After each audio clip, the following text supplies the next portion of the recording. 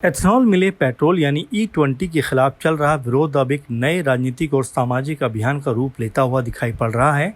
दरअसल E20 जनता party नाम से चल रहा ये अभियान इन दिनों तेजी से चर्चाओं में है।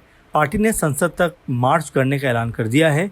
अब इसकी तुलना कॉकरोच जनता पार्टी यानी CJP के साथ उस आंदोलन से भी की जा रही है जिसने पेपर लीक और शिक्षा व्यवस्था से जुड़े मुद्दे को लेकर संसद तक पैदल मार्च करने का ऐलान किया था। सोशल मीडिया पर E20 जनता पार्टी के समर्थकों की संख्या में तेजी से बढ़ोतरी हो रही है और इसके अभियान को काफ़ी लोगों का समर्थन मिल रहा है। E20 जनता पार्टी का कहना है कि मौजूदा एथेनॉल ब्लेंडिंग पॉलिसी में कई कमियां हैं। पार्टी का दावा है कि अगर नीति में सुधार किया जाए तो पेट्रोल की कीमत 80 से 90 रुपये प्रति लीटर लाई जा सकती है।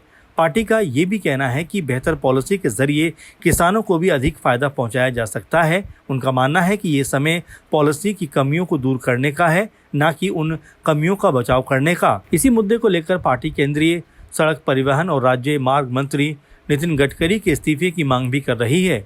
इस अभियान को ट्रांसपोर्ट क्षेत्र से भी समर्थन मिल रहा है।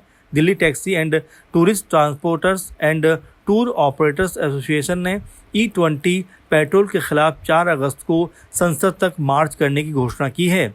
आपको बताया चलें कि एसोसिएशन का आरोप है कि एथेनॉल मिले हुए पेट्रोल के कारण गाड़ियों की ईंधन क्षमता कम हो रही है और गाड़ी चलाने का खर्चा बढ़ रहा है। E20 जनता पार्टी की मांग ये भी है कि देश भर में EO पेट्रोल भी उपलब्ध कराया जाए और लोगों को अपनी पसंद का ईंधन चुनने का अधिकार मिले। पार्टी चाहती है कि उपभोक्ता को EO, E20 और E85 जैसे विकल्प में से किसी एक को चुनने की आज़ादी हो। उनका मानना है कि अगर किसी व्यक्ति को अपनी गाड़ी के लिए शुद्ध पेट्रोल यानी EO चाहिए तो उसे वो खरीदने की अनुमति मिलनी चाहिए। पार्टी का मानना है कि किसी एक प्रकार के ईंधन को लोगों पर जबरन नहीं थोपा जाना चाहिए। साथ ही अलग अलग प्रकार के ईंधन की कीमतें भी स्पष्ट रूप से सामने होनी चाहिए। टैक्सी और परिवहन संगठनों ने भी इस मुद्दे को गंभीर बताया।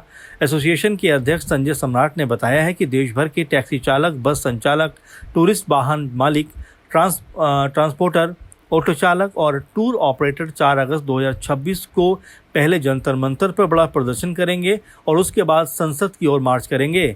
इसके अलावा देश के अलग अलग राज्यों में भी विरोध प्रदर्शन आयोजित किए जाएंगे। उनका मानना है कि E20 पेट्रोल के इस्तेमाल से कई वाहन मालिक परेशान हैं। उनका दावा है कि इससे गाड़ियों का माइलेज कम हो रहा है।